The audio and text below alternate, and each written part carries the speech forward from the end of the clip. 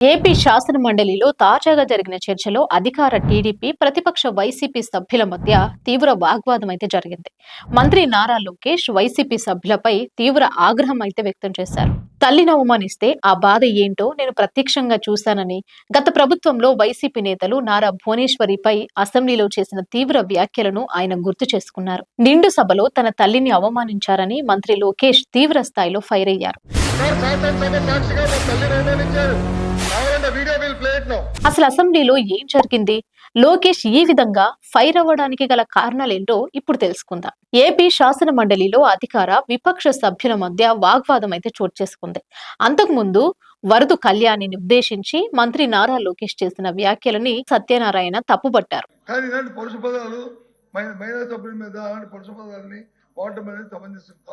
అంతేకాదు, ఈ వ్యాఖ్యలను రికార్డుల నుంచి తొలగించాలంటూ బొత్స డిమాండ్ చేస్తారు. అయితే తాను ఎలాంటి అనుచిత వ్యాఖ్యలు చేయలేదంటూ మంత్రి నారా లోకేష్ క్లారిటీ కూడా ఇచ్చారు. తాను మాట్లాడినప్పుడు సభలో సత్యనారాయణ లేరని మంత్రి లోకేష్ గుర్తు చేశారు. మహిళల గురించి మీరు కూడా మాట్లాడతారా అంటూ బొత్సపై నారా లోకేష్ ఆగ్రహం వ్యక్తం చేశారు. మహిళలను తిడితే ఆనందపడే వ్యక్తులం తాము కాదంటూ వైసీపీ సభ్యులకు మంత్రి నారా లోకేష్ చురకలంటించారు. తల్లిని అవమానిస్తే ఆ బాధ ఎలా ఉంటుందో తనకు తెలుసునన్నారు. ఇదే అసెంబ్లీలో తన కన్న తల్లిపై అసభ్యకర వ్యాఖ్యలు చేశారని, అవమానం నుంచి కోలుకోవడానికి తన తల్లికి 2 నెలలు పట్టిందని లోకేష్ భావోద్వేగానికి లోనయ్యారు.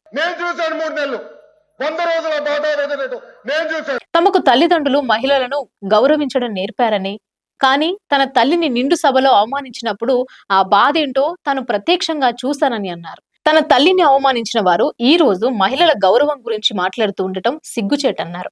ఇప్పటికీ కూడా పలు సందర్భాల్లో వైసీపీ నేతలు మహిళలను దారుణంగా అవమానిస్తున్నారంటూ ఆయన మండిపడ్డారు. మహిళల గురించి మాట్లాడే హక్కు వైసీపీ నేతలకు లేదన్నారు. తమ మహిళలపై గత ప్రభుత్వంలో తప్పుడు కేసులు పెట్టారని, అప్పుడు మీరంతా ఏం చేశారంటూ వైసీపీ నేతలను మంత్రి నారా లోకేష్ సూటిగా ప్రశ్నించారు. దీంతో సభలోని టీడీపీ సభ్యులందరూ చప్పట్లు కొడుతూ లోకేష్ వ్యాఖ్యలకు మద్దతు పలికారు.